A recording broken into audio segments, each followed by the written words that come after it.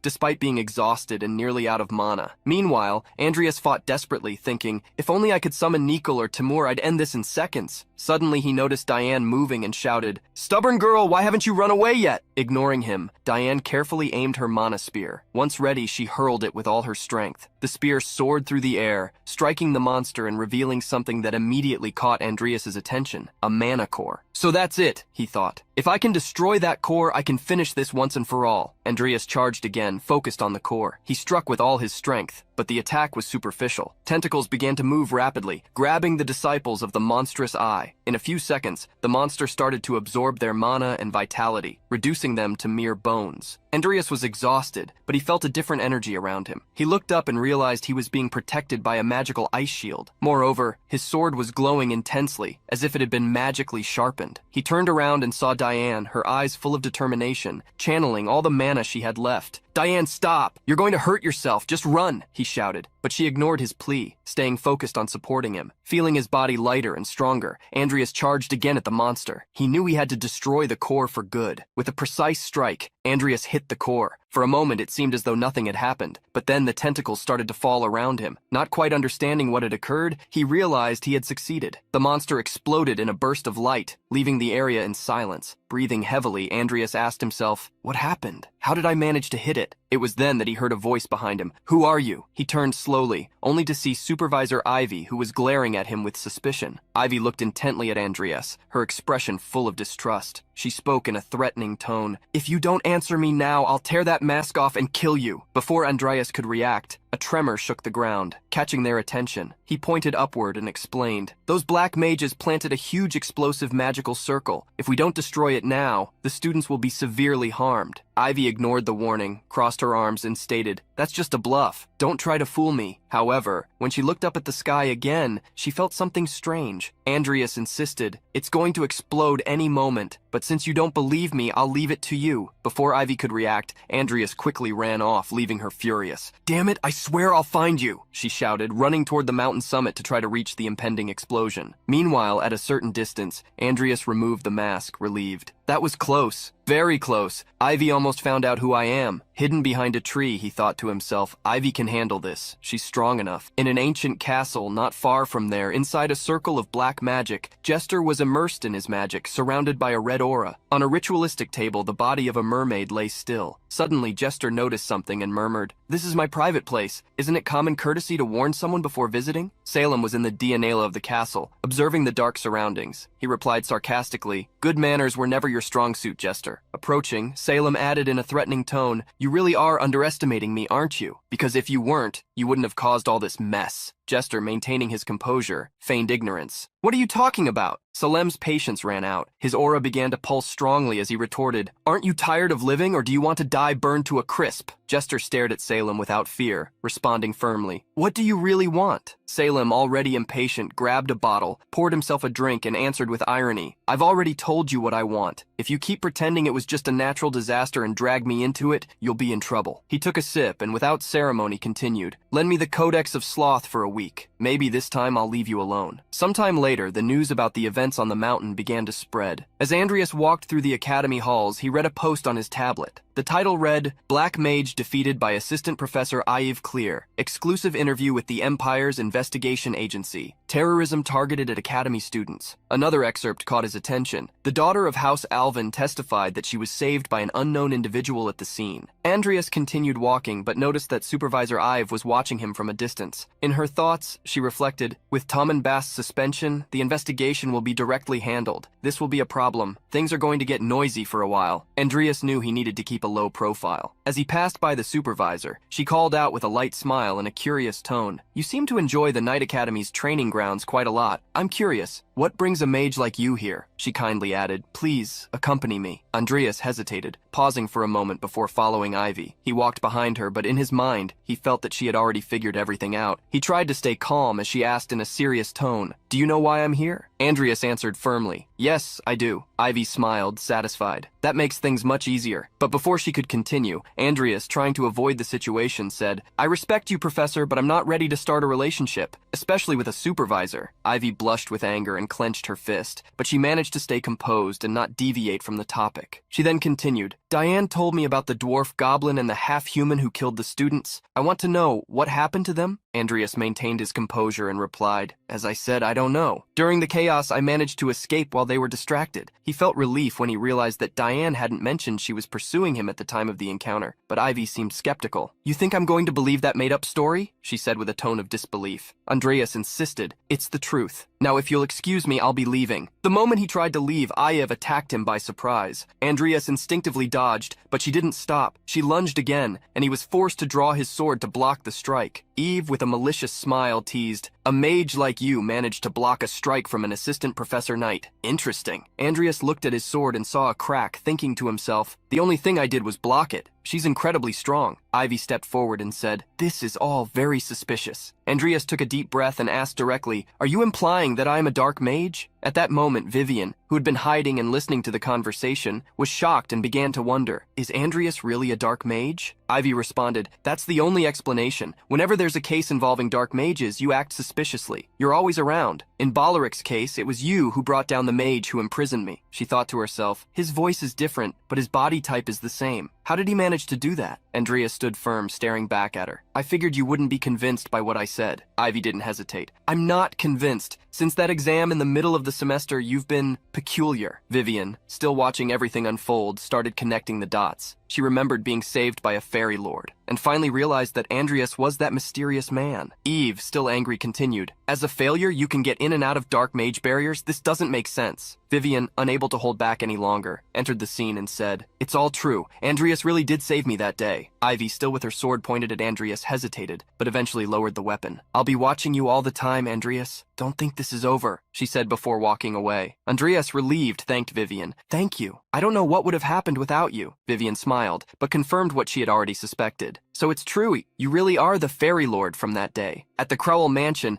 Amy was in the office writing and reviewing documents. A maid entered and informed her, "The mansion's cleaning is finished, miss, but we thought it would be best not to touch the former family head's office." Placing a tray with tea and sweets on the table, she continued, saying, "Perhaps you prefer to take a look yourself." Amy thanked her and replied, "I understand, I'll take a look now." She walked to the former office and, stopping in front of the door, remembered that it was the place where her father used to study. Upon entering, she was surprised by the mess. Papers scattered, broken glass, and a completely neglected environment. She felt a pang of nostalgia, remembering when she used to play hide-and-seek there with Andreas. But something caught her attention, a broken artifact on the floor. She picked it up and observed it, intrigued. Meanwhile, in Velton territory, Andreas was on a train reflecting. He murmured to himself, "Master Salem is being anything but discreet. The greatest dark mage on the continent in a public place like this? That's bold?" Despite the thought, he didn't complain, as Salem was there to teach an important lesson. Sitting across from him, Salem said, "You know that the aura in your Dantian and the mana in your heart are essentially the same thing, right? Theoretically, it's possible to convert them and use them interchangeably." Andreas listened carefully as Salem continued, "Of course, this is only possible for someone with a dual core like you, but I'll teach you the method I developed, called transfer." 10 minutes later, Andreas was with his eyes closed, focused on his practice. He thought to himself, "The technique and activation are incredibly simple. I never imagined it would be possible to convert the mana from the heart into aura so quickly." He was amazed by the extraordinary technique developed by Salem. Salem, watching him, commented, "You're getting the hang of it. Keep practicing." The dark mage stood up and opened the train window, but before leaving, Andreas interrupted him. "I have a question. Do you know anything about my father and the Cronwell family?" Salem paused for a moment, observing the curiosity in Andreas's eyes. With a serious expression, he replied, "Cain Cronwell was your grandfather's apprentice, and mourns." The revelation left Andreas in shock. He never imagined his father could be connected to Morn. Salem continued, "As I've said before, you need to figure out the details on your own. I don't have the patience to explain everything." Without saying more, Salem jumped out of the train window, leaving Andreas deep in thought. Cain Cronwell, a dark mage? I never imagined that, not in the game nor since I came to this world. He decided he needed to investigate further. "It's good that I'm going home. Maybe I'll find something there." Upon arriving at the Cronwell family mansion, Andreas entered alongside Amy. She looked around and commented, "Lupini did a great job tidying up this place." Andreas, curious, asked, "Was this the place where our father used to study?" Amy confirmed, saying, "Yes, but it was a mess. I personally had a new set of furniture brought in." Andreas thanked her, observing the place. "This could make a good office." Amy added, "I made sure to leave all the important things in their place." She picked up an old family photo and showed it to Andreas. "Look at this. Do you remember? When we were children." Andreas smiled, but felt a strange sensation as he looked at the photo. He thought, "It's nostalgic, but at the same time it feels like these emotions aren't exactly mine." When he touched the photo, a radiant light emanated from the frame. Amy took a step back, startled. "What the hell?" she murmured. Andreas realized that a magic circle had been activated, opening a secret passage in the office. They both stared at the newly revealed entrance. Andreas thought, a magic circle that only activates when touching the photo. This must be Cain's inheritance, or maybe his will. Changing his expression to something more serious, he said to Amy, "I'll take a look first. You should wait here." Still surprised, Amy tried to argue. "You can't go alone. It's dangerous." Andreas explained firmly, "This is an advanced magical device. It's too much for you. Please, trust me and wait here." Reluctantly, Amy agreed. "Okay, but be careful." Descending the stairs of the secret passage, Andreas was surprised by what he saw. In the center of the room, there was a glowing tree surrounded by rare fairy flowers. He felt an aura similar to the one he had felt when he encountered the Codex of Sloth. "Is this a dark magic item?" Andreas approached the tree, noticing the many rare fairy flowers around it. Suddenly, a notification appeared saying, "Codex Apocalypse, Chapter 0, the purest original sin waiting to bear fruit." His eyes still wide with astonishment, he wondered, could this be the main part of the Codex? Because I never heard anything like this in the game? Moving closer, he saw a scroll tied to the tree. Curious, Andreas picked up the scroll and opened it, wondering, did Cain leave this here? Suddenly, a powerful force enveloped Andreas, and the letter began to disappear from his hands. Something softly touched his head, as if caressing him. He was completely bewildered, his eyes wide. A vision began to form before him, as though he was being transported into a memory. In the memory, he saw Cain bowing before an old man who appeared to be the emperor. Cain was holding a mysterious seed, which was planted in a pot. Over time, the seed sprouted, growing into a small tree that radiated an immeasurable power. The Emperor and Cain were both terrified and simultaneously consumed by greed. Then Andreas saw another scene, his mother being stabbed by a dagger while Cain held her. Desperate, the old man, wanting to capture Cain's children, instructed that a magic circle be placed in the mansion so that only they could activate it. Andreas finally understood. The Empire and the Dark Mages were conspiring together. Cain realized this too late. His wife was murdered, his health deteriorated, and his family fell into ruin. Salem had been right. The Emperor had placed Cain under Morn's care, and it was there that Cain learned dark magic. He cultivated the original sin, but upon gaining that power, he was discarded. In an act of revenge, Cain hid the original sin in a place where only his children could access it. Suddenly, a voice interrupted his thoughts. "So, did you manage to see the memories your father left behind?" Andreas turned and saw a man with green hair similar to his own, who added, "Welcome, Andreas Cronwell." Andreas immediately turned around and saw Cain standing there. Before he could say anything, Cain began speaking. "Should I call you Makoto Kaneshiro then?" Andreas drew his sword and pointed it directly at him, asking firmly, "Who are you?" Cain, maintaining a calm tone, replied, "It's a shame you haven't figured it out yet. I thought someone addicted to games like you would have figured it out sooner." Cain's words brought memories to Andreas's mind. He began to remember when everything started, the connections between that world and the game. Then Cain asked, "Does the phrase, 'Thank you for playing our game,' remind you of anything?" Andreas widened his eyes and asked, "Are you the developer who brought me here?" Cain confirmed, smiling. "Bingo, it's me. How's the world of the 7 deadly sins? Isn't it a fantastic fantasy world?" Andreas stared at him and asked bluntly, "Why did you bring me here?" Cain casually replied, "It's nothing much, really. I just wanted you to complete this game. It's a very simple wish." He then continued, "I'm sure you've seen how this world ends several times. Lucia, Vivian, and everyone else. In the end, everyone ends up in an apocalypse. The world is destroyed by the outbreak of the original sin, which consumes all the 7 deadly sins and their respective owners." Andreas, confused, asked, "What are you talking about? In the game, by collecting all the 7 deadly sins and defeating the final boss, the end of the world should have been avoided."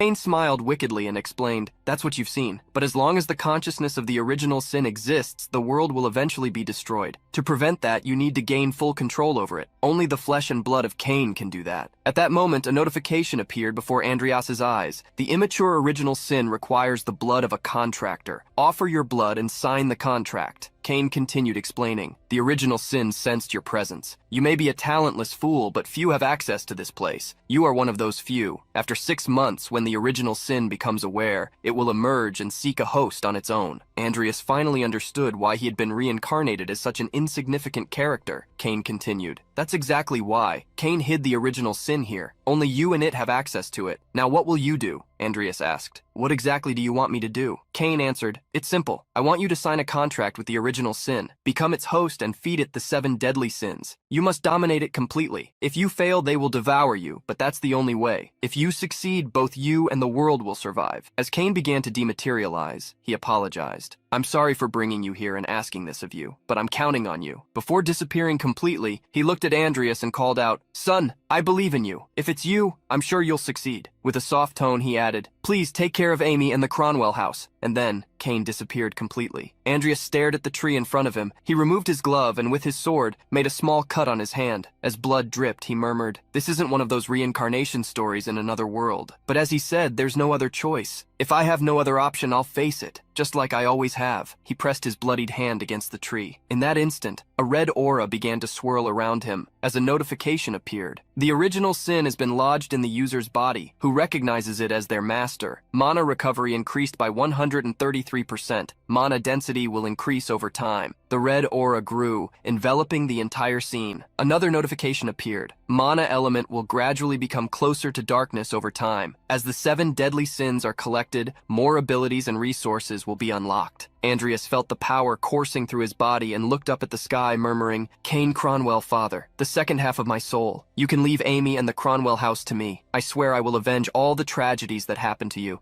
In the luxurious chamber of the Emperor, he stood imposingly by the window, carefully cleaning his sword, while a servant remained prostrated at his feet. The Emperor addressed Viscount Lamar, the head of intelligence. "Have you located the Codex of Original Sin?" The Viscount, kneeling, appeared reserved, yet visibly tense in the situation. Bowing reverently, he responded, "My entire team was closely monitoring Cain's activities before his death." However, his words were abruptly cut off as the Emperor, seized by a fit of rage, turned sharply with his sword, proclaiming furiously, "You You are useless, Viscount. You don't even deserve to call yourself the head of intelligence. Regaining his composure, though his gaze still carried shadows, the Emperor remarked, Cain likely entrusted it to a relative. It's only a matter of time before we'll need to deal with them in some way. The Viscount promptly assured, I will investigate all the Cromwells more thoroughly. This statement caught the Emperor's attention, and he replied calmly, there is only one young Cromwell left now. There's no imminent urgency. Therefore, you have a bit more time. Demonstrating his gratitude, the Viscount bowed even deeper before the Emperor, thanking him for his benevolence. However, almost instantly, he was startled by a dark voice from behind. It would be wise to start with the Codex of Original Sin. The observation piqued the Emperor's curiosity, and he inquired, the Zephyr sect, they have a codex to summon their god, don't they? The Viscount affirmed, we've identified highly suspicious activity. We believe the cult will soon gather a large number of people for the Zephyr summoning ceremony. In response, the Emperor reiterated his order, keep a closer watch on them. Transitions from a luxurious room to a filthy, grimy sewer, where numerous individuals lined up, transporting wooden crates under the coordination of a peculiar man dressed in purple robes. It became clear that they were followers of the Zephyr sect. In the distance, voices echoed in a far-off conversation, mentioning, everyone recognizes the importance of this year-end festival. A second voice emphatically agreed, yes, all preparations are complete. The two individuals were talking, with one of them adding, we have a considerable number of guards strategically placed even at the entry point. Additionally, we've thoroughly mapped out all the underground passages beneath the arena. We plan to perform numerous sacrifices to summon the demon Lord Zephyr. This information pleased the man in purple robes. He expressed his gratitude, stating, if everything goes perfectly, you'll be rewarded with the company of some lovely girls. The young man responded with a slight smile, bowing his head in thanks. We began to recognize this face from previous parts. However, Piot, showing off, mentioned, or perhaps you have different preferences beyond just girls. The provocation left the young man flustered, and he began to stammer, assuring, it's fine. I didn't do anything special, I just asked for help from the Academy's friends. Piot, hand on his chin, reflected on the preciousness of children and their innate understanding of faith. This reflection led him to recall that the young man had mentioned at some point a possible candidate. Curious, he asked if the recruitment had been successful. The young man envisioned Vivian in his mind, thinking about the moment when she lost her composure during Baron Balaric's mission. Trying to deflect,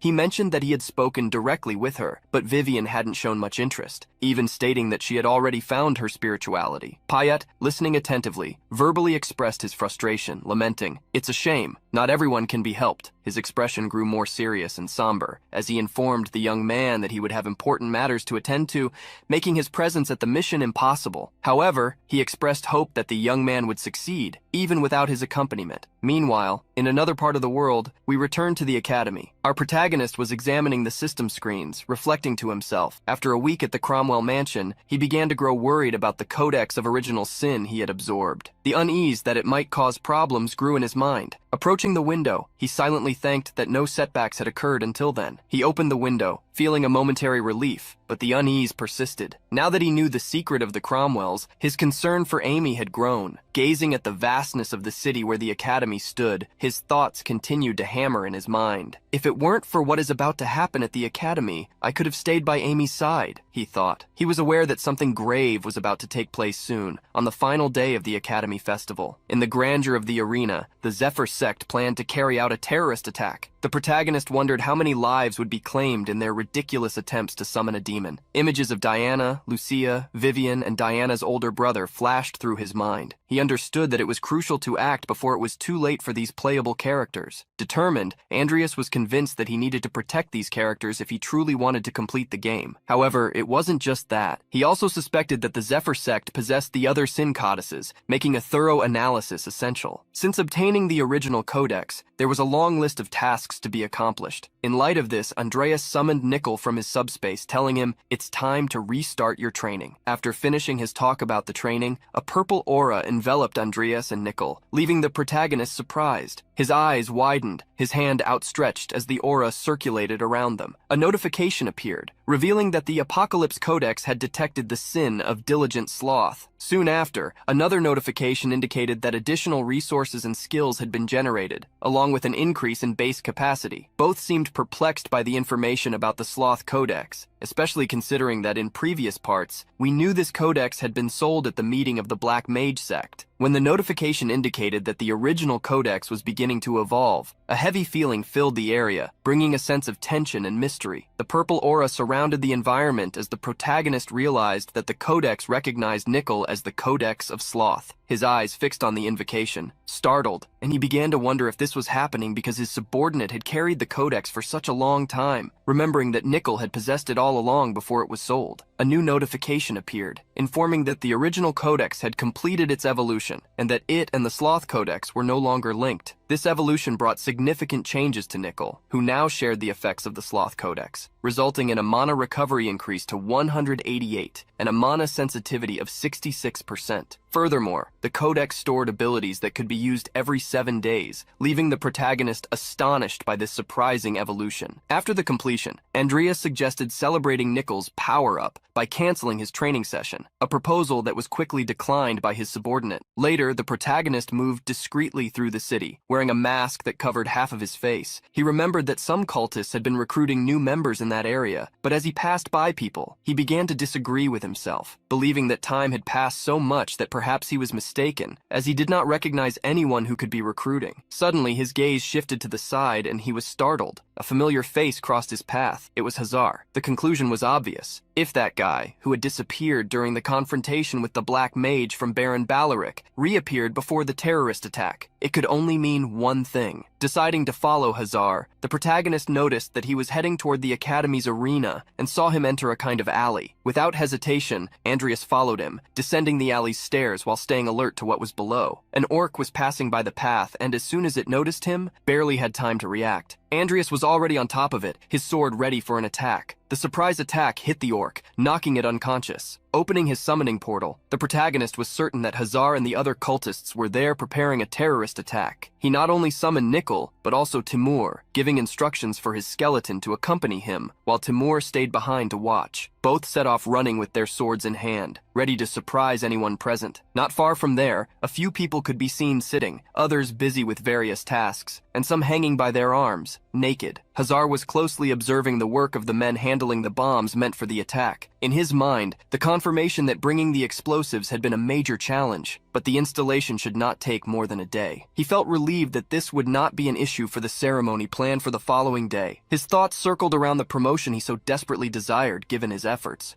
Suddenly, the head of one of his workers was decapitated with Andreas's sudden appearance. A widespread panic took over the group, who realized they were under attack. The protagonist was already ahead of Hazar after making his first move. The surprise was evident in his opponent's eyes, who quickly ordered everyone to eliminate the spy. The order was executed instantly. Masked men and a woman rushed to attack him. However, the protagonist demonstrated exceptional fencing skills, moving with dexterity and striking each of them. The scene left Hazar deeply angered, cursing them as useless for failing to contain the intruder. In a moment of rage, Hazar drew his sword, proclaiming to all that he was just a man. However, his words were silenced the moment his head was severed from his body. Our loyal squire Nickel had just executed an attack in defense of Andreas, his eyes still burning with fury. Although Andreas had been taken by surprise by the action, he recognized the skill with which his summon wielded the sword, something always impressive. Standing before the grotesque scene in the sewer, surrounded by dismembered bodies, the protagonist confirmed that they had finished there, and that it was time to collect the explosives. He asked Timur to return, but to his astonishment, Timur was already present, and with a loud thud, he fell into the water, splashing it everywhere. The surprise didn't stop there. Pyatt was there, mourning Hazar's death, holding his subordinate's head. He expressed that he had finished his missions early, and decided to stop by to visit him. Watching everything with wide eyes, the protagonist prepared himself, but was abruptly questioned by Pyatt, his voice taking on an angry tone. "Did you kill this poor young man?" Slowly, Pyatt removed his hat and cloak, revealing a fierce expression, a wicked smile, and veins pulsating on his forehead. With determination, he declared, "You've crossed the line, boy." Pyatt, one of the main leaders of the sect, emerged in the middle of the plot, boasting strength comparable to that of an aura master. As he removed his cloak, his features completely transformed. The burly man, dressed only in a loincloth, warned that the confrontation would be painful. This revelation was not good news, especially considering the forces at this point in the game. Andreas thought he should even surpass Professor Ivy in power. The protagonist began to question whether Nickel and Timur would be able to defeat him, considering their still low levels of evolution. Payat positioned himself, preparing for the attack. His eyes, bloodshot with rage, expressed intensity as the veins in his head pulsed. As he removed his cloak, he revealed a muscular body resembling that of a sumo wrestler. His abilities amplified his muscular and physical strength, making Andreas's attacks ineffective. It was a very bad situation for the protagonist, who felt the weight of responsibility in the face of Payat's power. He analyzed his options while Payat underwent a complete transformation. His skin and features took on a demonic, dark appearance. Addressing Andreas, he said, "I don't know who you are, but I recognize your strength. I promise to give my all." While Andreas stood motionless, watching the events unfold before him, waiting for the imminent confrontation. It didn't take long for Payat to charge toward him, causing the sewage water to spray into the air. The three took their combat positions, with Timur quickly stepping in front of the protagonist to defend him. The battle began with Timur and Payat, both holding each other with surreal strength. The visual standoff between the two persisted until Nickel, acting swiftly, unsheathed his sword to help his companion, delivering several strikes from behind Payat. The swift flashes of Nickel's attacks were noticeable, but seemingly none of them had any effect. The enemy they faced mocked them, stating that their attacks were nothing but tickles. This provocation left the skeleton Nickel speechless. Andreas, determined to join the action, charged to attack Payat. However, he was surprised to find that his strikes were ineffective. His sword didn't even leave a scratch. With that, Payat called for a brief pause, repositioned his strength, and delivered a precise blow to Timur, asking him to step back a little. The demonic monster seized the opportunity to deliver a powerful kick, pushing Timur even further away from his presence. With the path clear, Payat wasted no time and charged directly at the protagonist. Meanwhile, Nickel, still positioned behind, couldn't express any reaction to the opponent's movements. The protagonist, preparing for the clash, unsheathed his sword, now surrounded by a bright aura in shades of purple and blue. Facing his opponent and ready to receive and counter the imminent strike, Nickel managed to cancel the attack with his sword, blocking Payat's blow aimed at Andreas. Both were stunned by this unexpected cancellation, giving the protagonist a chance to reconsider his strategy. Andreas closed his eyes, muttering to himself, "Now." In the next instant, he struck Payat, sending him forward as he repositioned himself. But before he could catch his breath, his opponent once again lunged toward him. Payat was truly a formidable adversary, worthy of testing the protagonist's limits. With little time to react, Andreas summoned the Earth Shield in an attempt to block the attack. However, Payat's terrifying smile remained unwavering. He persisted, breaking through the raised shield and hitting the protagonist head-on. This action sent Andreas flying, along with the debris of his defense. Payat grabbed the protagonist by his green hair, his head almost entirely in the hands of his opponent. Andreas was stunned and speechless as his enemy began delivering an unrelenting barrage of punches to his face, showing no mercy. The protagonist was being beaten senseless. His face was covered in blood, and he agonized in pain, creating a scene of anguish. Meanwhile, Payat, on the other hand, reveled in the moment. His grin stretched from ear to ear, savoring every instant, every groan of pain. Holding Andreas's head firmly in his grip, he began to pout, saying, "You're exactly my type." The protagonist remained suspended, his feet off the ground as Payat enjoyed the situation. Sensing the approach of the protagonist's summons, Payat noticed Nickel and Timur's swift strike, both rushing toward him to counterattack. Timur attempted to grab Payat from behind while Nickel aimed to strike from the front to free Andreas. However, the effort was ineffective. In the same instant, Payat clenched his fist, preparing for the impact. His blow hit the skeleton squarely, sending Nickel flying away from the scene. With the path clear again, Payat coiled around Andreas like a snake around its prey, using all his strength in an attempt to break every bone in the protagonist's body. The protagonist was writhing in pain, groaning as he was strangled in every part of his body. It was evident that his opponent was enjoying the situation, saying, "Ah, what a lovely sound you make." In the whirlwind of despair enveloping Andreas, one certainty echoed in his mind. His death seemed inevitable in that dark, inescapable place. His scream reverberated through the depths of the sewers, a lament of resignation. However, just as everything seemed to fade into darkness, the Codex responded to its host's call. A notification appeared asking if he wished to use the special ability called Sloth. The protagonist's eyes were about to close, and without knowing the risks involved, there was no other option but to resort to the Codex. Suddenly, a loud crash echoed, catching Payat's attention. He looked up, bewildered, trying to understand what was happening. He questioned the strange sound, and then realized that all the blood traces in the area were gathering near him, as if they had come to life. They began to float, rising toward Payat. An intense presence, a sinister force hung in the air, leaving Payat visibly frightened. This aura emanated from the protagonist's body and on its own threw Payat backward, while Andreas remained suspended in the air, surrounded by the floating blood. An extraordinary scene unfolded before everyone present. The protagonist underwent a remarkable transformation. His expression changed while a red aura enveloped his entire body and the blood at his feet. The notification stated that temporarily the magic of the genius talent had been activated, momentarily nullifying any mental magic. Now, in a state of transcendental emotion with a 60-second duration, Andreas saw his lazy thoughts emerge, revealing how tiring and dull thinking was. Even the simple act of moving became painful. With a palpable laziness to even open his eyes and a sense of burden with every breath,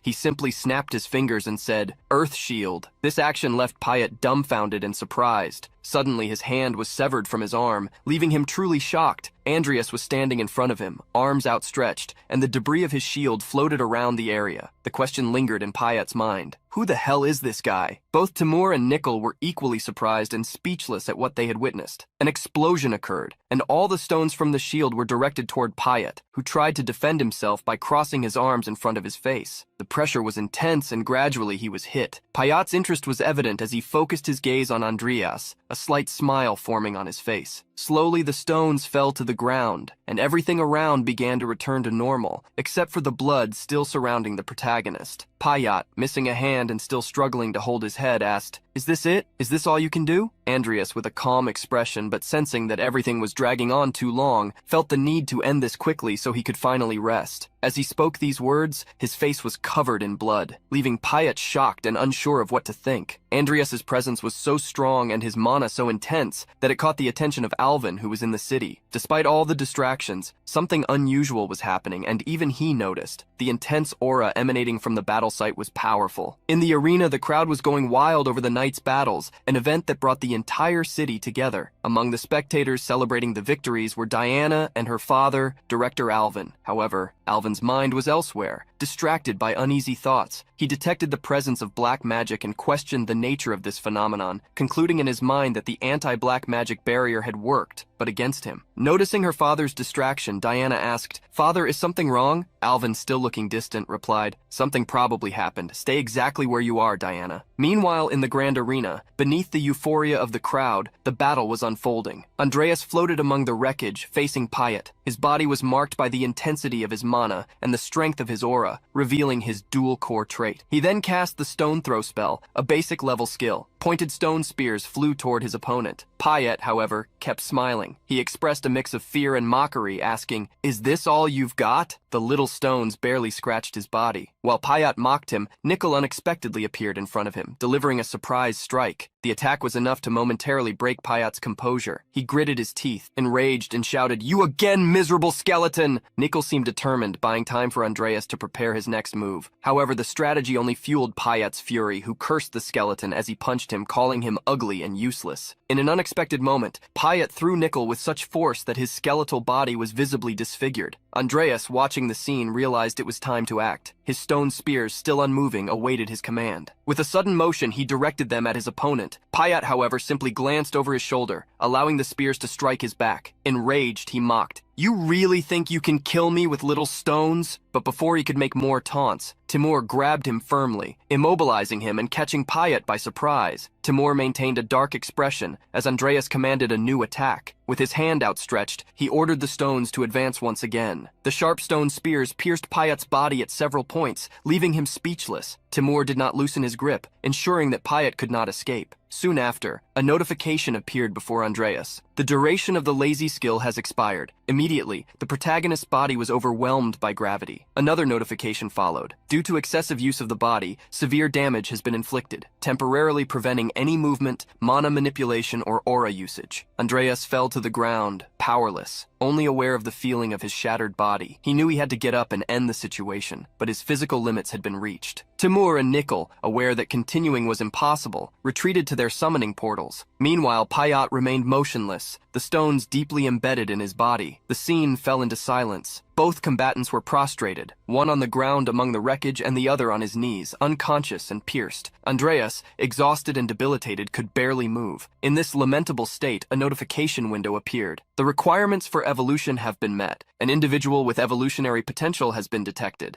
Andreas Cromwell has a 33% chance of evolution. Divergence option available. Makoto, or rather, Andreas, immersed in thoughts about his possible death, questioned the purpose of it all. He joked with himself, "Is this just a memory to be engraved on my tombstone?" Despite the uncertainties, he murmured his acceptance of the evolution proposal. Meanwhile, not far away, Alvin came across the bodies in the underground. His expression grew dark as he recognized they belonged to the Zephyr sect. What were they doing in the sewers of Hlen? He murmured to himself. Although he suspected the intense presence of black magic he had previously sensed was connected, he knew he needed to investigate the area before jumping to conclusions. Activating his protection shield, Alvin began a meticulous search of the sewers. The black magic aura, though weakened, still emanated from a specific direction, requiring detailed investigation. When he reached the location, the director was shocked by the scene unfolding before his eyes. Bodies scattered lifelessly all around, including the bodies of Andreas and Payet. Alvin approached, carefully analyzing the surroundings. His attention was drawn to numerous boxes near the bodies. A strong odor of gunpowder emanated from them, and the significant quantity indicated that an explosion in that location could cause devastating casualties, especially since it was directly beneath the stadium. The director felt a tightness in his chest as he contemplated the imminent danger. Images of Diana and Carlos appeared in his mind, fueling his concern that his children might be at the location, becoming vulnerable targets. However, the sight of Andreas troubled him even more. The young man with green hair was still powerless. Approaching the body, Alvin exclaimed in surprise, "Is this Andreas Cromwell?" Wondering what the young man was doing there, his mind began to piece things together. This trace of black magic is the most intense I've ever felt. This left the director wide-eyed. "It can't be," he murmured, visibly stunned. Did he inherit the codex of the original sin from Cain? At that moment, he recalled Andreas's father. After a moment of reflection, a notification appeared in the air announcing, "Evolution process completed. Andreas Cromwell has evolved. Dual-core epic trait replaced with vessel unique." Andreas's eyes slowly began to open. He realized he was no longer in the same place. Lying in a bed, his body still felt exhausted, but was in the process of recovery. "I completed the evolution," he thought, still trying to orient himself. He was interrupted by a voice that caught his attention. Alvin was there, watching him with an expression of curiosity mixed with frustration. "Your injuries were so severe that you should have been dead," the director explained. "Fortunately, in just 2 weeks, you've almost fully recovered." Upon recognizing Alvin, Andreas hurriedly sat up, his face showing fear. The director, arms crossed, kept a stern look and asked incisively, "But tell me, what exactly were you doing there?" The question left Andreas bewildered. "There? What do you mean?" he murmured, confused. However, Alvin was direct. "In the sewers. I want to know what you were doing there." An awkward silence filled the room. Andreas knew he needed to keep the secret for now. After gathering his strength, he explained, "I was walking near the waterway when I noticed a suspicious group. They were fighting, and in an attempt to escape, I ended up being dragged there." Alvin didn't seem convinced. "Dragged to the outcome of the battle?" he asked with a serious expression. He pressed, "And the others? When I arrived, you were the only one there." Andreas's expression closed off. "I don't know," he replied firmly, repeating what he had already said. They stared at each other, the atmosphere heavy with tension. The moment was interrupted when the director lost his patience and directly asked, "What are you really hiding?" Andreas took a deep breath to convey conviction, trying to show that he wasn't hiding anything. It was crucial to be convincing given the risk involved. Meanwhile, the director was internally debating, recalling his promise to Cain to protect his children. This internal conflict led him to make a decision. Realizing the young man wouldn't provide more information, Alvin took a deep breath and changed his approach. "I highly doubt someone who barely escaped with their life has anything useful to say. I'll look for the Zephyr sect cultists around the city." The statement shocked Andreas, who, stunned, asked, "Are you giving up so easily?" Turning to leave, Alvin declared, "The interrogation is over." He stopped at the door and added, "Oh, about the potion bet. I eagerly await the conclusion." In the blink of an eye, he disappeared, leaving Andreas perplexed. Sitting on the bed, Andreas reflected. How does he know who I am and still let me go without punishment? That was the question echoing in the protagonist's mind. Director Bart Alvin's attitude, along with Salem's indifference in revealing himself as a black mage to Bart, left Andreas even more perplexed. He remembered the vision he had at the Cromwell mansion about the original codex, and realized that Bart was also aware of it. Andreas was certain that Director Bart Alvin knew exactly who he and his father were. At that moment, his thoughts were interrupted by the appearance of Diana and her brother Carlos. Diana looked worried, and her expression showed genuine anxiety as she asked, "Are you okay? I heard you were seriously injured. I couldn't stay calm with those rumors." Carlos, on the other hand, waved warmly, expressing joy at seeing him again. "Andreas, it's been a while. I'm glad you're on your feet." Still confused about the reason for their visit, Andreas felt the urge to ask why they were there. but Diana quickly explained, somewhat awkwardly. My father mentioned what happened. He thought it would be good to visit you. Carlos, in his casual manner, joked, You look better than I expected, Andreas. Are you ready for another battle? Andreas sincerely thanked them for the visit. He felt touched by their concern, especially when Carlos said, It's good to see the three of us together again. It reminds me of the old times. Diana blushed slightly and discreetly asked her brother, Carlos, stop that. Despite this, Andreas was truly surprised. The warmth of the moment, Diana's concern, and Carlos's relaxed demeanor stirred a mix of emotions. Living as Andreas, Makoto felt something he had never experienced in his past life, the fulfillment of protecting those who were important to him. With a proud smile, he said, Yes, I'm very happy to see us together again. Now he could protect what was important to him with his own power. Later, Andreas was in the middle of the street, absorbed in reading news on his tablet. The information was about the year-end festivities at the academy. He reflected on the meticulous control Bart Alvin seemed to exert over the news. On the screen, an image showed the young Carmen Regaff proudly holding the championship trophy. The headline celebrated the success of the event,